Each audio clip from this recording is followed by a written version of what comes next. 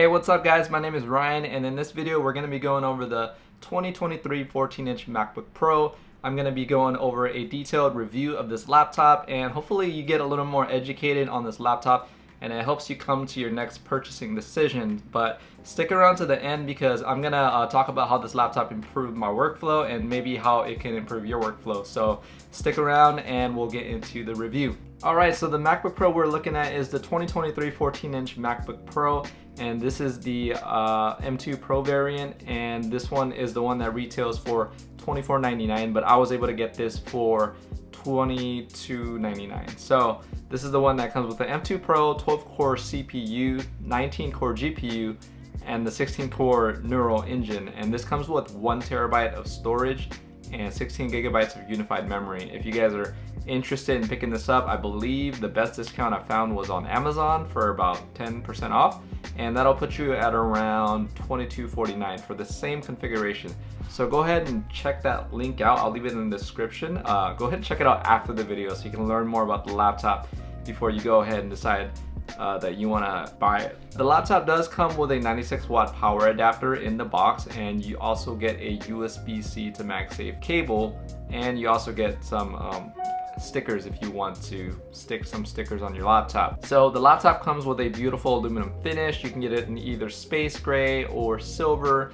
You get that beautiful silver Apple logo in the back. I do miss having it be illuminated, the white illuminated one that you would get in the MacBooks prior to 2015 or prior to 2016. But the design of this laptop is taking more of a rounded edge approach, so it does feel comfortable to grip the laptop, and it doesn't feel like it's like digging into your skin anymore. The keyboard layout on the new MacBooks are all black. It's a greasy fingerprint magnet, so if you're going to have greasy chicken fingers, don't do that. You're gonna get it all over your keyboard and it's gonna look nasty. I just usually wipe down my keyboard with a cloth here and there.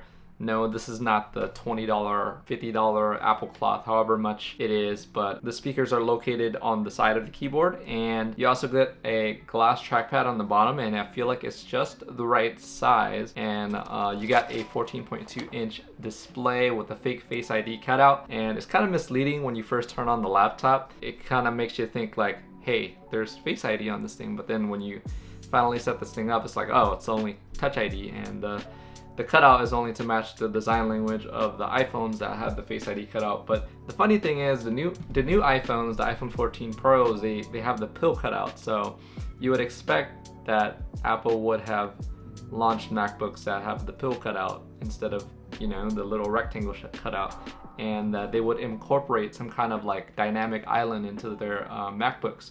But maybe that's something we'll see in the future. We don't know yet. Moving on, we got our ports back. We got our MagSafe port and 3 Thunderbolt 4 ports, a 3.5mm headphone jack, and you also got an HDMI 2.1 port. And lastly, you got the SDXC UHS Type 2 port, Type 2 UHS 2 port, and that's gonna be great for content creators, folks that, you know, dabble in video, photo. They're gonna be able to pop the SD card out of the camera and just slide it into their laptop without having to bring out a dongle or carry a dongle or docking station anywhere. As for the keyboard, there are no more butterfly switches. We're now using the traditional scissor mechanism, so the keyboard does feel a lot better to type on versus the old one. There's no issues with the keystrokes by any means. You can type on it and feel confident that every keystroke is registering. There's also no more touch bar on the laptop, so you can go ahead and touch these function keys again and have it not lag out on you, and because it always lagged out on me, and I didn't have such a great experience with that touch bar. But we do have Touch ID still, and it works great, and it also doubles as a power button. It's the same keyboard across the current Mac lineup. The MacBook Air M2 and the new MacBook Pros, they all have this keyboard. The M2 MacBook Pro, they don't have the all black aesthetic to them, but they do have the same typing feel. So if you get one of those, you can expect a better typing feel versus the ones that you got on the butterfly switch keyboards. As for the trackpad, it feels really great to use. It's very smooth, feels great, and the haptic feedback does a great job at mimicking a click. The gestures are nice. They can take a bit to get used to, but I don't really use gestures. I like clicking everywhere.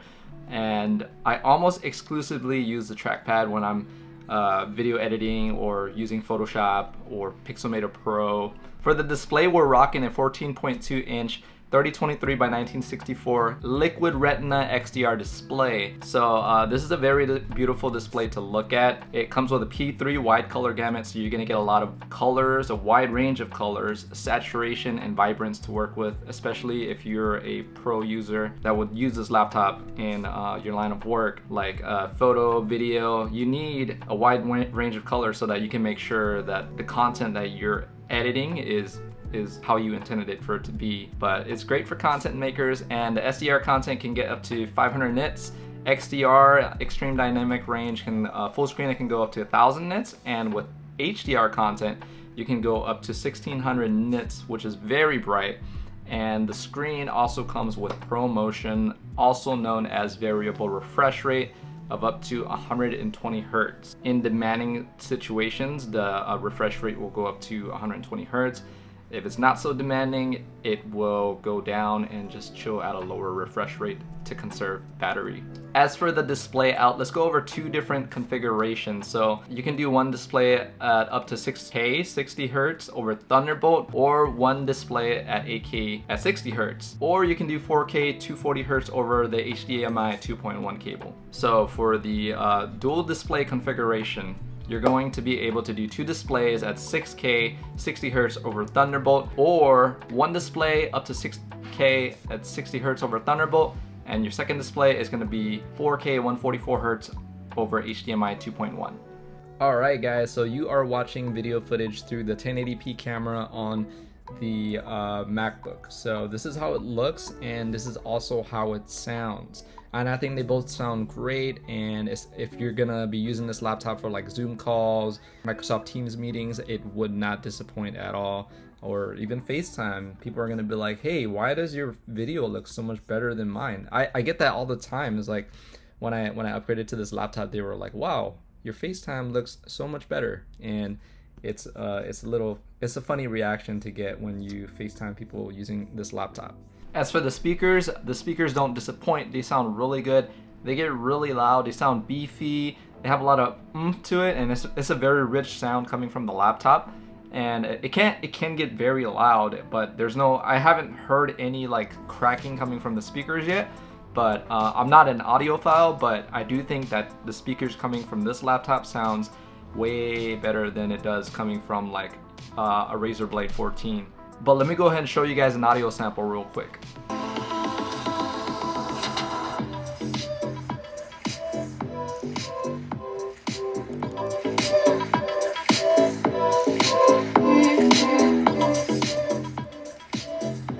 This laptop also comes with Wi-Fi 6E, so if you have a Wi-Fi 6E enabled network, you'll be able to take advantage of it. I personally haven't been able to take advantage of Wi-Fi 6E yet. My personal network is Wi-Fi 6 still, but I have no complaints regarding the Wi-Fi. But this laptop also comes with Bluetooth 5.3, so if you want, you can connect accessories like Bluetooth mouse, keyboards, and gamepads. As for the battery life, I've been able to go through a whole day without really charging the laptop. I never really feel the need to plug it in once I take it off the charger to kind of work on the laptop. So the last time I charged this laptop was at 8:32 p.m. last night. I've since taken it off the charger, and it is currently at 58% right now, and that's with me just outlining my video, listening to music, editing this video in real time because I'm just dumping footage into my laptop and editing it in Final Cut as we speak right now. I mostly charge this laptop in the evening, and once I take it off, I don't put it back onto the charger until the very next evening. As for performance, this laptop was able to improve my workflow. I edit 4K video, and it is more buttery coming from a 2016 MacBook Pro, and it is a treat to edit on this laptop. And I plan on editing higher quality footage, and I just want a laptop that's going to be able to handle whatever I want to throw on it in the near future. And the laptop performs exceptionally well. Everything is snappy. Multitasking has been a breeze, and like you never really hear the fans kick on unless you like purposely stress test the computer. But I personally have never heard the computer's fans kick on when I use Logic Pro, Final Cut Pro, and I'm pretty happy with that. And I feel like a lot of people who do video, photo, sound, they're gonna be happy that this laptop does not produce that much noise. It doesn't sound like a jetpack like the Intel machines did. I believe this MacBook is for people who edit video, do photo, because this laptop is just too convenient. You know, you can have your MacBook in your camera bag, and you're not gonna have to carry around any dongles, and it's so convenient to be able to pop your SD card out and then put it into your laptop and be able to work anywhere you want,